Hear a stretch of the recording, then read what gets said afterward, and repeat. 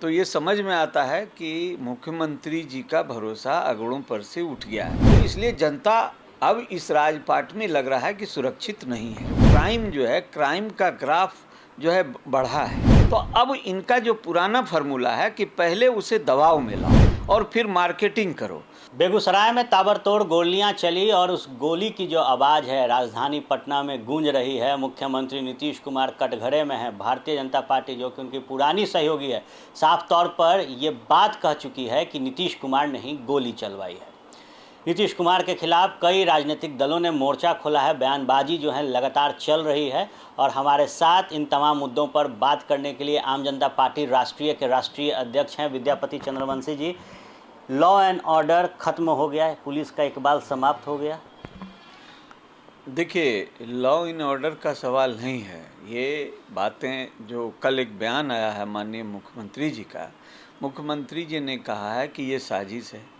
मुख्यमंत्री जी ने यह भी कहा है कि इसमें पिछड़ा वर्ग और जो मुस्लिम समुदाय है उस इलाके में ये घटना की गई है। ये कहने का मतलब, मुख्यमंत्री जी के द्वारा ये कहने का मतलब यह स्पष्ट हो रहा है कि ये राजनीतिक रूप से प्रेरित है और साजिश के तहत ये काम हुआ है, ये घटना हुई है। तो सवाल है कि जब उसको राजनीतिक दृष्टिकोण से हम लोग ये देखते हैं तो ये समझ में आता है कि मुख्यमंत्री जी का भरोसा अगड़ों पर से उठ गया है। क्या लगता है कि नीतीश कुमार का सियासी ज़मीन खिसक रहा है जो अब इस तरीके के बयान वो दे रहे हैं, क्योंकि कभी देखा नहीं गया? यही बात तो है। इसे ही समझने की ज़रूरत है कि मुख्यमंत्री जी का ये बयान, इस तरह का बयान किसी घटना पर राजनीतिक बयान नहीं आता था, लेकिन उनके द्वारा यह बयान इसलिए आया है चूँकि जब अगड़ों का जो उनका ये था, समर्थन था, वो कहीं न कहीं अगड़ों का समर्थन वो महसूस कर रहे हैं कि अगड़ा का समर्थन, अगड़ा जा रहे हैं दूर हमसे, इसलिए उन्होंने ये कह दिया कि पिछड़ा और मुस्लिम समुदाय के इलाके में ये घटना हुई है। देखिए, और दूसरा, चूँकि मुख्यमंत्री जी ने इसे राजनीतिक रंग दे दिया तो इसलिए ये बयान राजनीतिक माना जा रहा है। अब जहाँ तक लॉ एंड ऑर्डर की सवाल है, ये बात तो स्पष्ट है कि जो क्राइम जो है, क्राइम का ग्राफ जो है बढ़ा है। ये जो सरकारी रिपोर्ट है उसको भी उठा के देखने से ये स्पष्ट हो जाता है कि ग्राफ तो बढ़ा ही बढ़ा है। तो सवाल है कि यदि क्रिमिनल अपने कारोबार को आगे बढ़ा रहे हैं तो इधर भी पुलिसीय व्यवस्था जो है उस पर ये सवाल उठ रहा है कि पुलिसीय व्यवस्था जो है वो कमज़ोर पड़ रही है, कहीं न कहीं मॉनिटरिंग कमज़ोर पड़ रहा है, जिस कारण कि 10 किलोमीटर तक कोई अपराधी गोली चलाते हुए जा रहा हो और 10 किलोमीटर के अंदर में कम से कम 10 किलोमीटर जाने में 10 मिनट से 15 मिनट का ज़रूर समय लगता है। उस अवधि में और प्रशासन और पुलिस, जो रोड ट्रैफिक पुलिस होती है जो कि ट्रैफिक पर रहती है ये लॉ एंड ऑर्डर के लिए, वो कहाँ थी? ये कहीं न कहीं सवाल उठता है। आज जो निर्दोष मारे गए हैं वो जो मारे गए हैं, ये पुलिस की भी लापरवाही है, प्रशासन की लापरवाही है, सरकार की लापरवाही है। सरकार का मॉनिटरिंग जरूर घटा है। सरकार का मॉनिटरिंग इस तरह यदि घटेगा तो ये घटनाएं, इस तरह की घटनाएं और होगी। इसलिए मुख्यमंत्री जी इस तरह का बयान भी दिए हैं कि सचेत रहने की ज़रूरत है, सतर्क रहने की ज़रूरत है। इसका मतलब स्पष्ट है कि इस तरह की घटना दोहराई जा सकती है, इसलिए उन्होंने सतर्क सचेत रहने की, जबकि मुख्यमंत्री को तो सबसे पहले प्रशासन पर दबाव बनना चाहिए था। तो इसलिए जनता अब इस राजपाट में लग रहा है कि सुरक्षित नहीं है। एक बड़ा सवाल यह है कि पिछले कुछ समय में नीतीश कुमार का जो बयान निकल कर आता है, जिस लहजे में वो बात करते हैं, डांटते हैं, तुम तराक करते हैं। हाल के दिनों में प्रशांत किशोर को भी तुम तराक किया।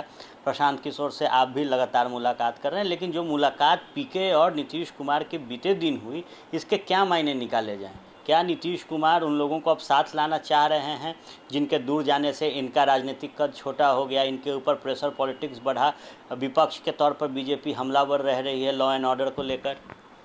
देखिए, प्रशांत किशोर जी की बात यदि हम लोग करते हैं तो ये सबसे महत्वपूर्ण समझने का इसमें विषय है कि प्रशांत किशोर जी कोई राजनीतिक, कोई नेता नहीं है, कोई लीडर नहीं है। वो जिस फील्ड से आए हैं वो फील्ड राजनीति से जुड़ा हुआ फील्ड है और राजनीति से जुड़े हुए फील्ड में वो व्यापार करते हैं। ऐसे व्यापारी की संख्या कम है। वो जब व्यापार कर रहे हैं तो अपने मार्केट को बनाएंगे ना, मार्केट क्रिएट करेंगे और तब प्रोडक्ट को बेचेंगे। तो इसे समझने की ज़रूरत है कि वो, जैसे कि कोई भी सरकार जब ताकतवर हो जाती है तो उसे कमज़ोर करने का काम जो विपक्ष है उसके साथ जा कर के ये कमज़ोर करने का काम करते हैं, फिर उस सरकार को कमज़ोर करते हैं, फिर उससे बार्गेन करते हैं। ये उनका एक व्यापार का तरीका है। अभी बिहार की स्थिति ऐसी हो गई कि जब बिहार में ये मुख्यमंत्री जी लगातार चौथी बार मुख्यमंत्री हुए तो वो इस चीज़ को महसूस किए कि ये मुख्यमंत्री जी का बाज़ार जो है उनसे उस मार्केट में जाना है तो उन्हें पहले कमज़ोर करना है। तो वो फील्ड में उतरे और नीतीश जी के बारे में जो भी बोलना था, आप लोगों ने भी सुना होगा, वो जो भी कह रहे थे कि ये सभी विषय पर मुख्यमंत्री जी फेल्योर है। अपराध की वही स्थिति, शिक्षा की वही स्थिति, हर बिंदु पर उन्हें फेल्योर बताया गया। तो इस आधार पर ये है कि जब ये कहने लगे तो मुख्यमंत्री जी पर दबाव बना तो इनका मार्केट क्रिएट हुआ तो मुख्यमंत्री जी उनको बुलाए, जो चाहते थे कि हमसे बुला के और हम बार्गेन कर सकें। तो उसी क्रम में फिर उनसे वो मुलाकात हुई। जहाँ तक हमसे मिलने की बात है तो उनका निशाना दूसरा था। हमारी पार्टी आम जनता पार्टी राष्ट्र के कार्यालय में आकर के जो हम लोग से आकर के मिले और उस बातों को रख रहे थे, तो उससे ये स्पष्ट था कि हम लोग चूँकि अति पिछड़ा समाज से आते हैं, तो अति पिछड़ा समाज के वोट बैंक को साधने का उनका एक फार्मूला था कि अति पिछड़ा समाज के साथ यदि हम मिलते हैं तो यह दबाव माननीय मुख्यमंत्री जी पर बनता है। चूँकि यह माना जाता है कि अति पिछड़ा समाज का वोट मुख्यमंत्री जदयू को जाता है या उस जिस गठबंधन में वो रहते हैं उसमें जाता है। इसलिए उन्होंने जब आम जनता पार्टी के पास, चूँकि हम लोग अति पिछड़ा समाज से हैं, तो उनका यही निशाना था कि अति पिछड़ा समाज से संपर्क करके ये मैसेज दो।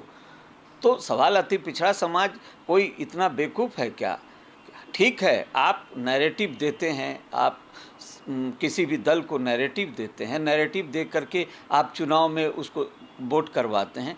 तो नैरेटिव एक जो विषय है वो ऐसे लोगों को प्रभाव में लेता है जो उस स्तर के, जिसकी शिक्षा दीक्षा और कहा जाए तो राजनीतिक रूप से बहुत आगे नहीं है, वो उनके ऊपर नैरेटिव काम करता है। लेकिन ऐसे लोगों पर नैरेटिव क्या काम करेगा जो खुद राजनीतिक रूप से आगे हैं। तो एक आखिरी सवाल लेंगे सर, क्या लगता है जिस हाशिए पर जेडीयू खड़ी है, जो विपक्ष आरोप लगा रहा है, जो कद नीतीश कुमार का 2020 के चुनाव में दिखा, पार्टी 43 सीटों पर सिमट गई, इसके बाद निखर पाएंगे? जो प्रशांत किशोर की भी अगर मुलाकात हो रही है या फिर राष्ट्रीय जनता दल के भी साथ नीतीश कुमार आए हैं तो? नहीं, देखिए, अगर प्रशांत किशोर जी नीतीश जी से मिले हैं और 2 घंटा बातचीत हुई है तो ये बिहार की राजनीति नहीं है, ये देश की राजनीति के लिए बातचीत चल रही है।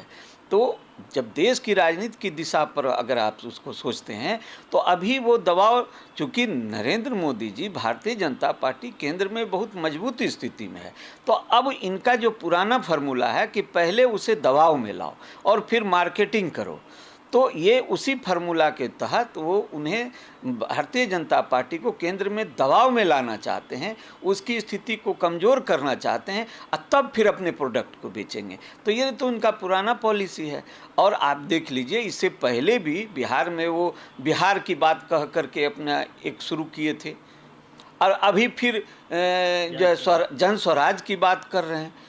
तो वो टिकते कहाँ हैं? और जिनको लेकर के मुख्यमंत्री जी को के विरुद्ध में जो उनका बयान था, उस बयान को देखिए और आज मुख्यमंत्री जी से मिलने को देखिए, तो आपको ये समझ में आएगा कि ये जो भी कर रहे थे ये अपने मार्केट को तलाश रहे हैं, अपने मार्केट को मजबूत कर रहे हैं और उनका कारोबार और व्यापार चलना चाहिए और बिहार की जनता और राजनीति से उनको कोई लेना देना नहीं है।